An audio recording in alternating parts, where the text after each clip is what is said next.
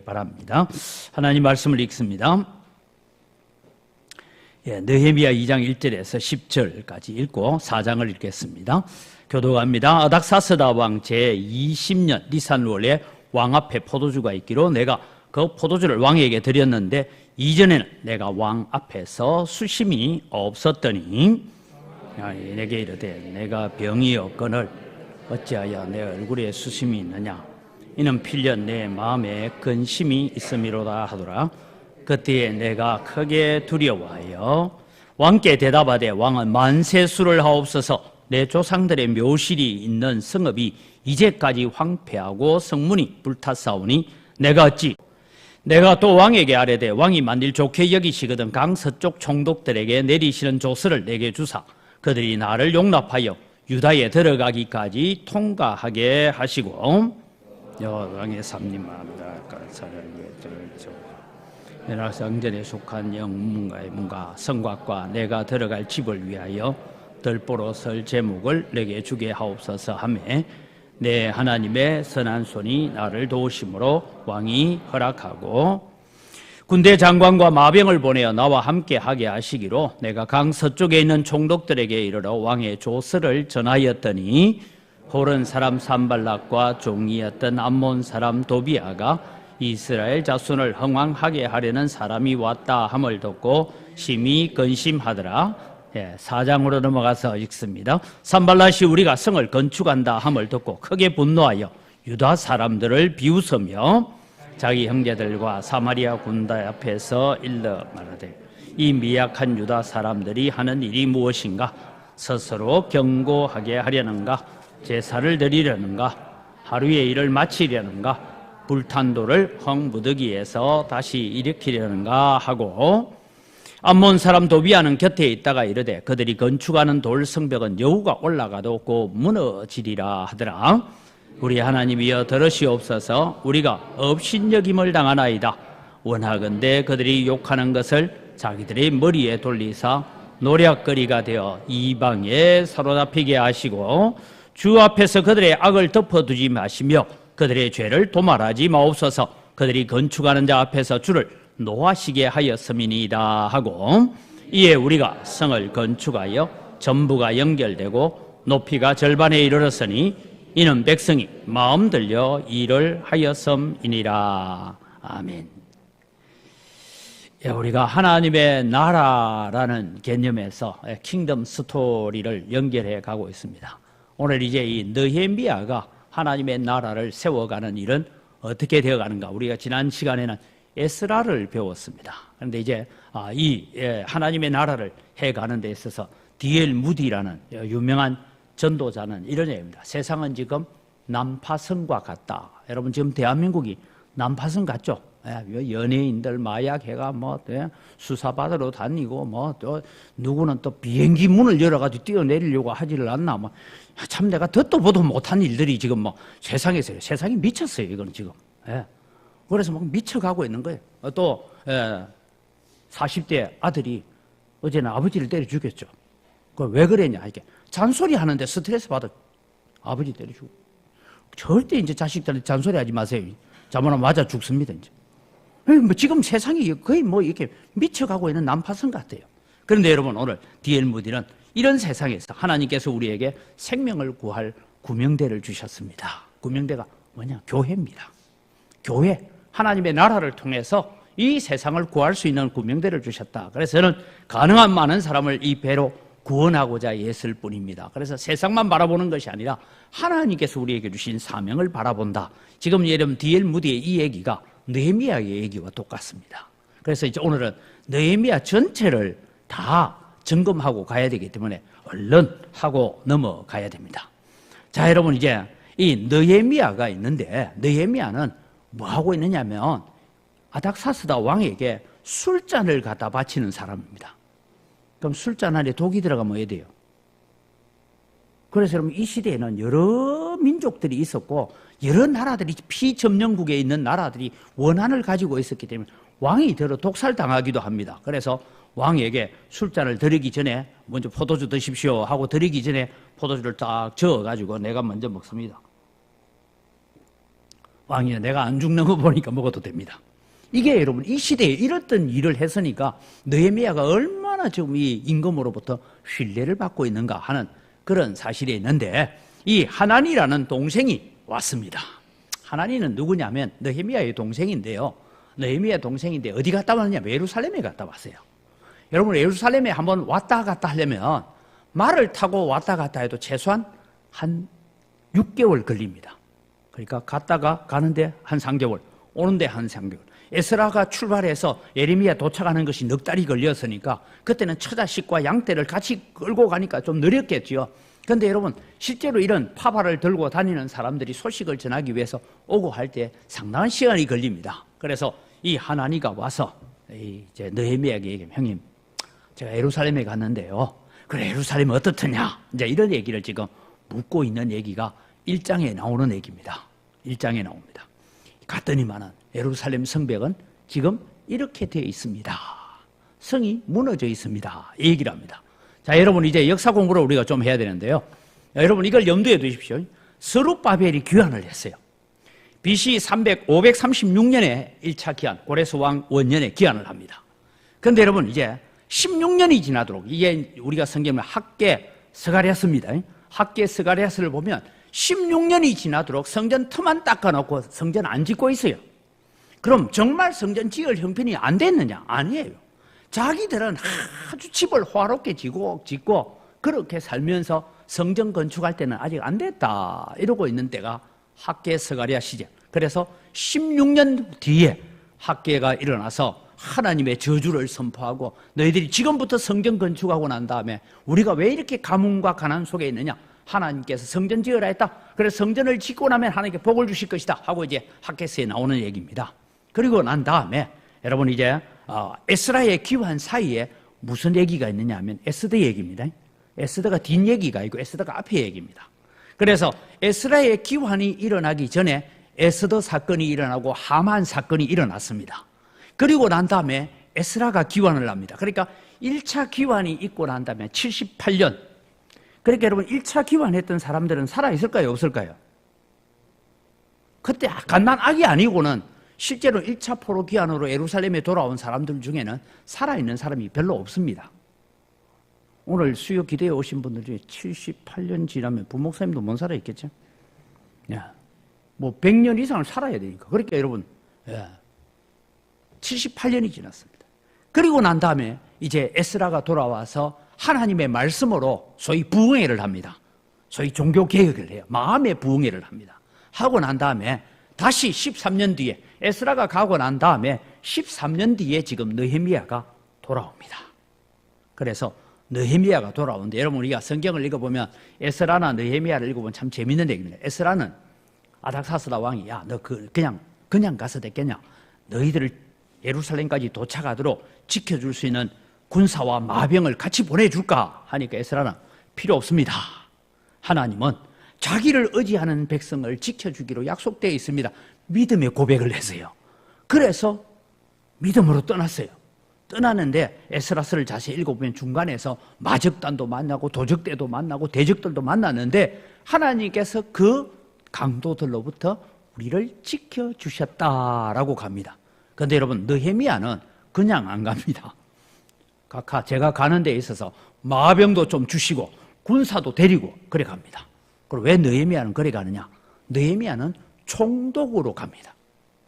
여러분 이 총독부, 하도 우리나라는 이제 총독부 알잖아요. 총독으로 가기 때문에 군사들의 호의를 받으면서 예루살렘에 들어가고, 그리고 강 서편 지역에 있는 사람들에게 나무를 이렇게 제공해 주라 뭐라 하는 것까지 다 받아서 가고 있다. 그러면 여러분 이제 이렇게 봤을 때에 스룹바벨의 1차 기한이 있고 이제 이 느헤미야가 올 때는 자그마치 한 91년쯤 지났습니다. 91년. 그래서 이 긴 세월, 아까 제가 말씀드린 스룹바벨의 귀환과 에스라의 귀환 사이에 에스더 사건, 하만 사건이 있었다. 그렇게 이제 성경을 보면 됩니다. 요 역사적인 것을 우리가 알아야 이 성경을 전체 이해하는데 좀 도움이 될 것 같습니다. 그래서 스룹바벨의 귀환 있고 난 다음에 이제 에스라의 영적 종교 개혁은 계속 진행 중에 있었는데, 문제는 뭐냐 하면 1차 귀환 후 91년이 되도록 예루살렘 성벽은 계속 무너져 있었고 예루살렘 성 안에는 사람이 살고 있지 않아요. 그러니까 뭐만 하나 딱 있겠어요? 성전만 하나 있어요. 성전만 있어서 안식일마다 예배하러 오는지 안 오는지 모르겠어요. 근데 에스라가 있었으니까 안식일마다 예배는 하러 오는 것 같은데 실제로는 성전만 하나 덩그러니 서 있는 그런 상태에 있었다라는 얘기입니다. 그러니까 여러분 우리가 뭐 이래 보면 예배당을 저 무등산 꼭대기에 하나 지어놓고 주일날만 갔다 오는 그런 형태로 있었다. 이것이 이스라엘 전체가 영적으로나 어떤 국가적으로 무너져 있는 그런 관계에 있다라는 이 얘기를 듣고 느헤미야가 하나님 앞에 지금 이 얘기를 듣죠. 예루살렘 성벽이 이렇게 허물어지고 돌들이 불에 타고 그렇게 되어 있습니다 라는 소식을 듣고 느헤미야가 금식하면서 기도합니다. 이 금식 기도에 오늘 성경을 여러분 읽어보면 이런 얘기죠. 너는 병이 없거늘 너 얼굴이 왜 초췌하냐? 이렇게 물어요. 그러니까 여러분 얼굴이 초췌하다는 건 뭐예요? 마음에 필히 무슨 근심이 너 지금 혹시 날 죽이려고 역적모의 하는 거 아니냐? 뭐 이런 얘기예요. 그러니까 느헤미야가 두려워하면서 왕이여 하고 자기 진심을 얘기해주는 그런 얘기들. 얼굴이 초췌해지면 의심을 사게 되고 자칫 잘못하면 그냥 단칼에 날아갈 수 있습니다. 그래서 여러분 느헤미야의 헌신과 기도라는 것이 뭐 기도했으니까 하고 단순히 그래 볼 것이 아니라 생명을 건 기도를 했다. 그리고 자기 생명을 나라와 민족을 위해서 드리기도 했습니다. 왜? 그는 여러분 술 맡은 관원장으로서 안정된 지위를 누리고 있을 수 있는 사람이었지만 느헤미야의 관심은 하나님 나라에 있었다. 그런 의미에서 여러분 오늘 우리의 관심은 어디에 있느냐? 우리가 일주일 동안 생활하면서 내 사업도 바쁘고 자녀 문제도 여러 가지 우리가 참 바쁜 일들이 많지만 늘 우리의 관심은 하나님의 전이 있는 예배당이 있는 교회를 향한 관심을 가지고 살아가야 됩니다. 그럴 때 여러분 우리는 복을 받아요. 예. 제가 어릴 때 그런 기억이 납니다. 저희 아버님이 지금도 밭이 있는데 밭에서 일을 하다가 한때는 여러분 여기도 햇빛이 나는데 저 서쪽에서부터 소나기가 옛날에는 이렇게 서서 오잖아요. 소나기가 서서 오면 그때 여름 방학 때 이럴 때 깨를 쪄서 마당에다가 놓고 이랬는데 제 아버님은 항상 말씀이 이랬어요. 빨리 뛰어내려가서 그 마당에 세우는 깨딴 그거 비닐로 덮어라. 비 맞으면 큰일 난다. 그게 정상이잖아요. 근데 저는 비만 오면 교회로 달려갔어요. 그때 여러분 시골교회 전도사님이 계셔서 월요일 날 학교 갔다가 금요일 날 오고 이러시니까 교회에 사람이 없으니까 혹시 수요일 저녁에 우리가 예배를 하고 난 다음에 날씨 더워서 창문을 열어놨는데 혹시 비바람이 몰아쳐서 교회 바닥에, 그때는 마룻바닥이잖아요. 바닥에 비가 들어올라. 그래서 저는 소나기만 오면 제 일은 어디로 뛰어가는 걸까요? 교회 뛰어가는 거예요. 그게 저희 아버지한테 늘 배웠던 거예요. 그래서 저도 지금도 여기 오면요, 비가 오면 제가 아침에 출근을 지하실로 합니다. 왜냐하면 지난번에 한번 여러분 지하실에 모터가 하나 고장 나가지고 물이 막 쌓인 적도 있고 이렇거든요. 그럼 모터가 제대로 돌아가는지 이런 것도 한번 봐야 되고. 여러분 이것이 오늘 느헤미야는 늘 그의 관심은 이 아주 안정된 직장, 안정된 생활을 할 수 있는 술 맡은 관원장의 자리에 있었지만 그의 관심은 예루살렘에 있었다. 예루살렘도 예루살렘 성전이 그의 관심거리였다는 것이죠. 오늘 여러분 우리는 살아가면서 우리의 관심이 어디에 집중되어 있는가 하는 것을 늘 우리의 염두에 두고 살아가야 될 일이라고 생각합니다. 그래서 여러분 이제 술을 따라주다가 지금 참 그림을 잘 그려야지 얼굴에 지금 수심이 가득해 있으니까 왕이 너 병도 없는데 얼굴이 왜 그래 초췌하냐 이렇게 물어서 이제 그런 얘기를 하게 됐다 하는 얘기를 적고 있습니다. 그래서 이제 왕에게 말합니다. 왕이 좋게 여기시면 저를 유다로 보내어서 즉 총독으로 보내달라 이 말입니다. 예루살렘 성을 내 조상들의 성읍을 다시 세우게 해 주십시오 해서 아닥사스다 왕으로부터 허락을 받는 것이죠. 그러면서 여러분 오늘 우리가 하나 기억해야 되고 느헤미야는 단순히 기도만 한 것이 아니라 하나님 앞에 기도하면서 나름대로 이것이 허락되어지면 무엇을 해야 될까 하라는 계획을 세웁니다. 그리고 자신을 헌신하기로 합니다. 오늘날 여러분 우리는 선교에 대해서 많이 기도하면서 하나님 요즘 젊은이가 없어서 선교사가 안 나간다면서 선교사가 많이 나가도록 해 주십시오 하면서도 내 자식 가는 건 안 되잖아요. 그래 주여 내 자식은 여기 있게 사오니 저 집 자식을 보내십시오. 우리 그렇게 기도할 때가 참 많이 있죠. 그런데 느헤미야는 이 안정된 자리를 포기하고 자신을 헌신하기로 작정했던 그런 기도를 하죠. 그 다음에 느헤미야서를 읽어보면 느헤미야서는 기도를 길게 한 내용이 별로 없어요. 아주 짧게 그때 내가 잠시 하늘을 우러러 하나님께 묵도하고 뭐 이렇게 나오는 기도의 순간. 그래서 느헤미야는 순간순간을 하나님 앞에 기도하며 살았던 사람이다라는 것이죠. 그래서 이제 총독으로 옵니다. 그래서 너 날짜 얼마 죽고 했으니까 우리가 성경에 자세히 안 나오지만 성경 전체를 보면 12년을 예루살렘 총독이 됩니다. 그러니까 여러분 예루살렘 지역, 유다 지역을 다스리는 총독으로서 12년을 재임하고 다시 바벨론으로 복귀를 했다가 그 다음에 또 뒤에 보면 내가 그때는 없었느니라 하는 것을 다시 2차 총독으로 부임해오는 그런 일들이 느헤미야 가운데 있었는데 1차 왔을 때에 이제 그가 와서 예루살렘 성벽이 무너진 데 올라서 유다 백성들을 다 모아놓고 포로에서 돌아온 사람, 사실은 포로에서 돌아온 사람들은 1차에서 돌아온 사람들의 후손들, 그들은 이미 영적으로 많이 피폐되어 있습니다. 에스라에 의해서 돌아온 사람들이 있지만 그들도 여전히 13년 동안 성전만 지어놓고 있으니까 지쳐있죠. 이 사람들을 동원하여서 지금 예루살렘 성을 다시 건축하고 우리가 더 이상 수치를 당하지 말자라는 계획서를 발표를 하게 됩니다. 그래서 여러분 이제 성을 저렇게 쌓아가니까 저기 세 사람이 나오죠, 그죠? 오늘 본문에도 나오는 아주 못된 사람들입니다. 요단강 동편 지역의 사마리아 사람들, 뭐 도비아야 이런 이름이 나오는 이 사람들이 지금 어떻게 하든 예루살렘 성을 쌓지 못하도록 하려고 산발랏이나 이런 사람들이 지금 회방을 놓고 있는 이야기들이 성경에 기록되어 있습니다. 여러분 이것이 지금 우리가 자세히 보면 이 빨간 줄로 되어 있는 이 전체가요 원래 예루살렘 예성입니다. 예성인데 느헤미야는 예성 전체를 다 짓지 못합니다. 그래서 느헤미야가 요거죠. 요렇게 되는 요겁니다. 요게. 요만큼만 지금 느헤미야가 이끄는 예루살렘 성을 다시 쌓게 됩니다. 그러니까 여러분 솔로몬 시절에까지 이루어졌던 이 성읍은 다시 세워지지 못합니다. 그리고 먼 후대에 와서 언제쯤 세워지느냐 하면 BC 164년 여러분 마카비의 독립전쟁이 일어나고 그 다음에 예루살렘이 회복되어지면서 다시 옛날 예루살렘을 회복하는 이 지역은 헤롯 대왕 때 와서야 예루살렘 영지가 다시 저렇게 확장되어집니다. 근데 여러분 요 작은 것 옛날 성읍에 비해서 거의 3분의 1밖에 되지 않는 이 성읍을 다시 쌓기 위해서 이제 느헤미야가 헌신하고 일하고 있는 부분이 어디에 나오냐 하면 이제 그 다음부터 나오는 게 여러분 누구는 자기 집을 대면한 벽을 세웠고 뭐 하고 쭉 나오잖아요. 이런 성읍들을 쌓고 있는 일들을 보게 됩니다. 이때 여러분 이제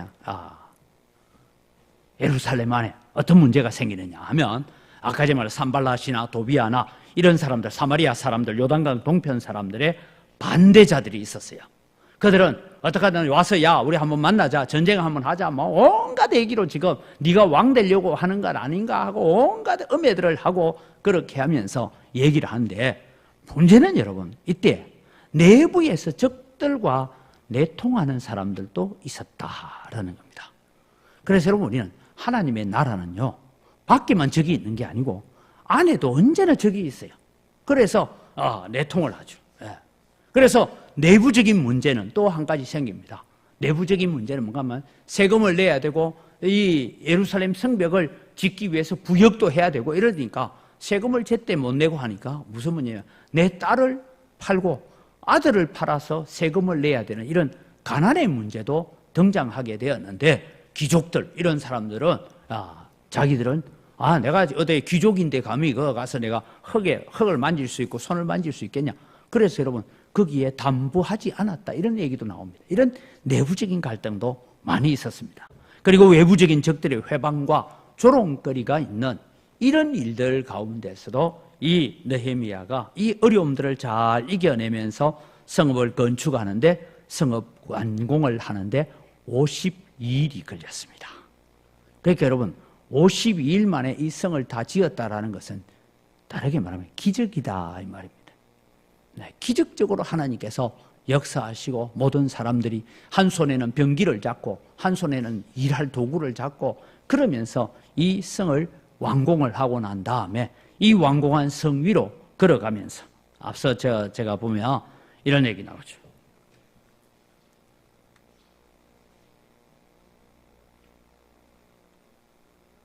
지금 느헤미야가 이끄는 찬양대는 여기서 출발해가지고 이쪽으로 돌아와서 여기 옵니다.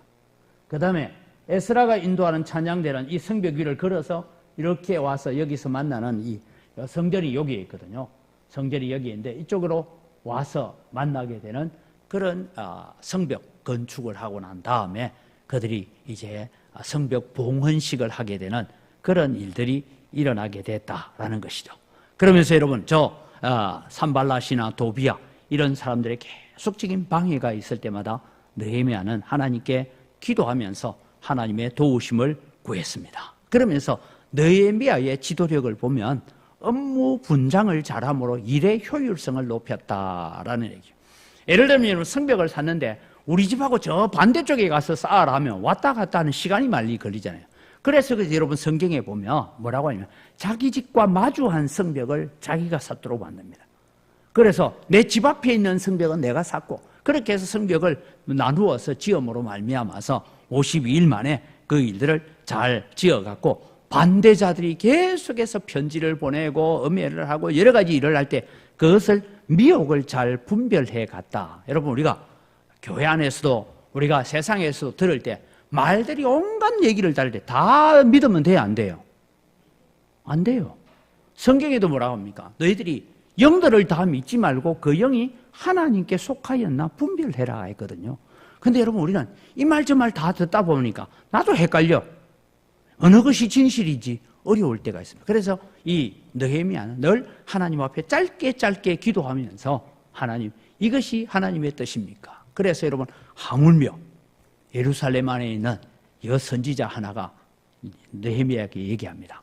저 산발랏이나 이런 사람들이 밤에 와서 지금 성벽을 쌓고 있을 때 밤에 와서 당신을 암살하려고 하는 계획이 있습니다. 그러니까 당신은 그냥 총독부에 자지 말고 성소 안에 들어가서 자는 것이 좋겠다. 그런데 여러분 성소 안에는 느헤미야가 들어가면 돼요? 안 돼요? 안 되죠. 누가 들어가면? 제사장이 들어가는데. 그러니까 여러분 내가 그래야 되나? 그러면 왜냐면 얘기를 하겠죠. 성소는 군사들이 지키기가 좋은데 당신의 관전은 군사들이 지키기 힘드니까 그렇게 합시다. 이게 누가 하냐? 거짓 선지자인 거예요. 그래서 느헤미야가 그것을 깨닫고는 뭡니까? 하나님이여 이 도비야와 결탁되어 있는 이 거짓 선지자들을 망하게 하십시오 하고 기도하는 그런 일들이. 그래서 내부적인 어려움, 아까 가난의 문제나 빚을 내서 또 빚을 이어가는 그런 문제들을 해결해 가면서 이 성을 쌓아가고 있다라는 것입니다. 그래서 느헤미야는 기도의 사람이었다. 늘 하나님 앞에 엎드려서 기도하고 순간순간 어떤 일들이 있을 때마다 하나님께 묻고 하나님께 기도하며 걸어갔어요. 지금 여러분 우리가 기도 카드를 가지고 우리가 기도하자 하고 있는데 지금쯤 이제 잘 안 되죠. 잘 안 될 거예요. 다시 제가 주보 속에 이제 벌써 잊어버린 사람도 있고 뭐 기도 카드 있긴 있는데 이게 어디 갔는지도 모르겠고 뭐 이런 사람들도 들어있더라고요. 그래서 다시 이제 이번에 새로 인쇄 보내드릴 텐데 여러분 우리가 기도하면서 나아갈 때 하나님께서 오늘 또 기도의 사람, 내 능력과 내 지혜만 가지고 일을 하는 것이 아니라 하나님께 기도하며 나아올 때 하나님께서 그때 주시는 지혜와 깨달음들을 또 분별할 수 있는 능력들을 하나님께서 허락하시더라. 그래서 하나님의 나라는 그렇게 세워져 가야 된다라는 것을 가르쳐주고 있습니다. 우리도 여러분 언광교회라는 하나님의 나라입니다. 이게 하나님의 나라를 우리가 세워갈 때 우리는 내부적으로 외부적으로 많은 문제가 있을 수 있습니다. 문제없는 교회는 없습니다. 이 세상에 존재하는 교회들 중에 문제없는 교회 없고 문제없는 가정 없고 문제없는 성도 없습니다. 다 문제가 있습니다.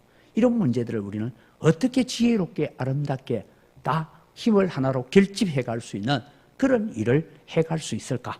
그것이 오늘 느헤미야가 우리에게 보여주고 있는 말씀이다라는 것을 깨닫습니다. 그래서 여러분 오늘 우리가 이 느헤미야를 통해서 우리가 하나 배워야 될 것을 제가 한 6가지를 정리해 봤습니다. 하나는 우리의 관심을 어디에 두고 있나? 여러분 교회 와서 예배 시간에 앉아 있어도 관심은 집에 내가 지금 가스 불에 올려놓고 왔나, 안 올려서 불을 끄고 왔나, 안 끄고 왔나, 또 교회 와가 앉아있어도, 아이고, 어제 그 장사할 때 그때 5,000원 더 달라 할 낀데 그걸 가지고, 5,000원 손해봤다, 뭐 이런 생각이 들기도 하고, 뭐 설교 들으면서도 온갖 생각들이 왔다 갔다 하잖아요. 예, 몸은 교회 와가 있어도. 예. 또 설교를 들으면서도 꼭 이런 사람이 있어요. 아이고, 저 설교는 누구 들으라고 하는가 봐. 저거 딱 맞는데 쳐다보니까 졸고 있다. 저 봐라, 저거.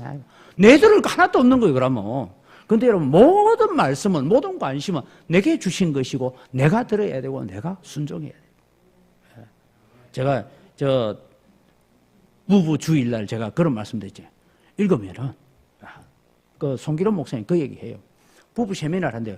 목사 부부들, 문제 있는 목사 부부들이 와서 한대요. 그런데 처음에는 잘 모르고 하다가 나중에는 딱 입수하면 차키부터 다 뺏었대요.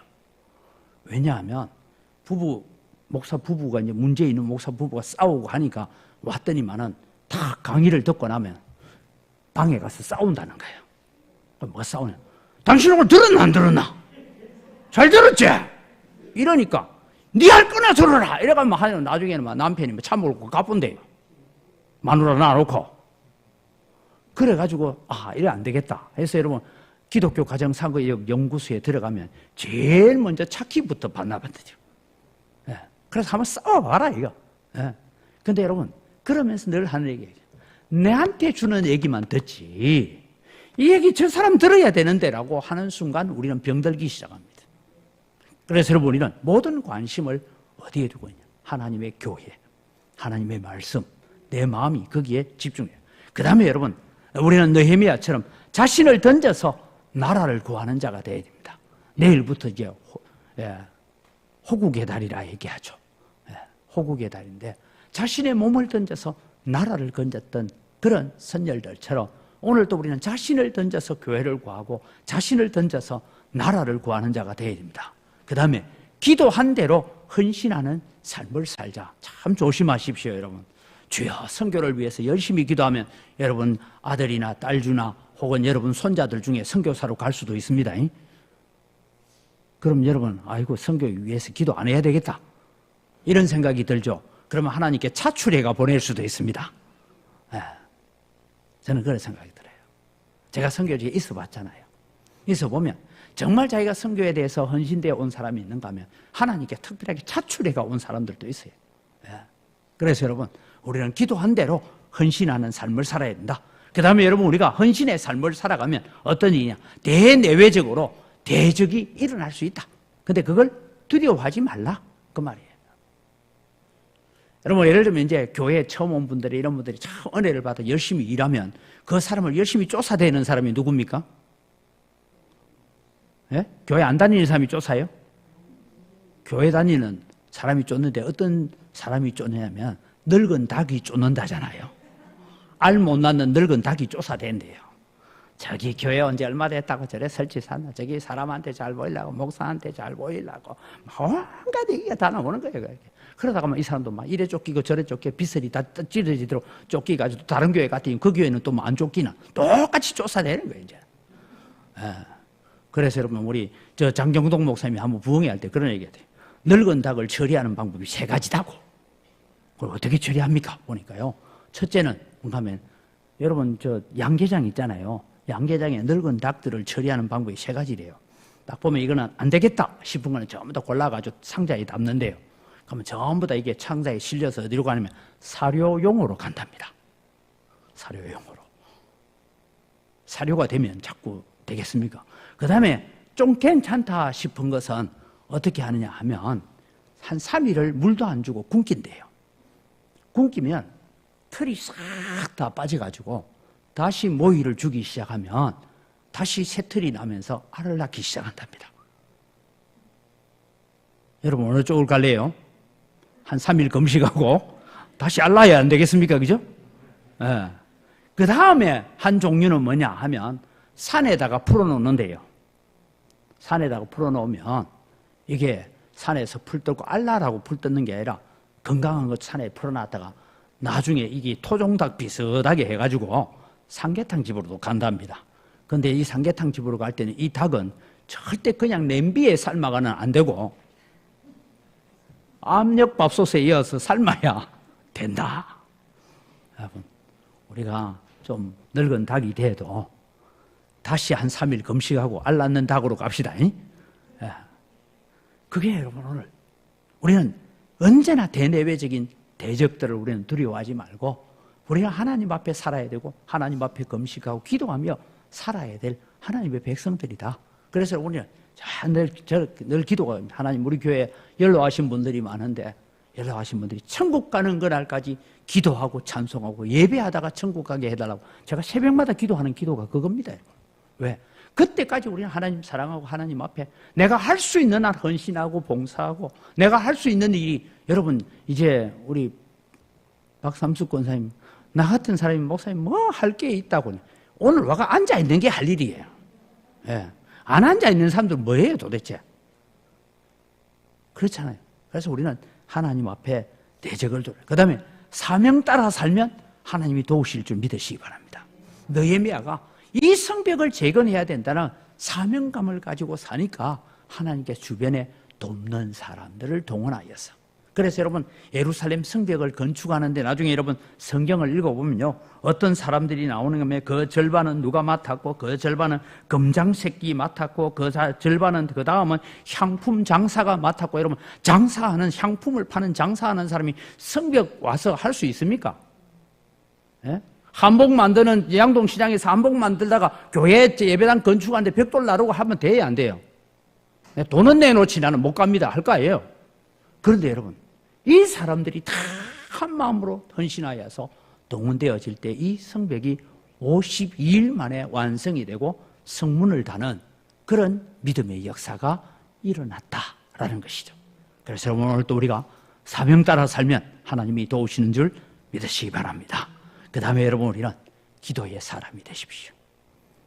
제가 여러분들한테 기도를 10분 해라 이러면 안 된다는 거 압니다. 기도 카드 들고 하루에 한 번이라도 1분이라도 하나님의 기도 카드를 읽으면서 기도하십시오. 왜냐하면 하나님은 기도의 사람들을 사랑하시고 기도의 사람들을 통해서 일하시고 기도의 사람들에게 능력 주시는 줄 믿으시길 바랍니다. 이것이 지금 느헤미야 1장에서 13장 전부 다 공부한 거예요. 그래서 여러분 우리는 느헤미야처럼 하나님 앞에 세워져가는 믿음의 사람들이 되기를 주님의 이름으로 축복합니다. 이 시간 우리 함께 기도 제목을 같이 읽고 함께 기도하겠습니다. 영광교회 성도들의 최고의 관심사가 하나님 나라가 되게 하시고 기도한 대로 헌신할 때에 믿음의 놀라운 복을 받게 하소서. 믿음으로 살려고 할 때 항상 마귀의 방해와 반대가 있다는 것을 알고 두려움보다는 크신 하나님을 의지하는 믿음을 더하여 주소서. 크고 작은 모든 일을 기도로 하나님께 묻고 하나님의 말씀과 주신 사명에 순종하며 살아가게 하소서. 우리 다 같이 주여 한번 외치고 기도합니다. 주여! 아버지 하나님, 오늘 또 주님이 우리가 느헤미야를 통하여서 우리가 배우게 되는 것입니다. 하나님 아버지, 오늘 또 우리가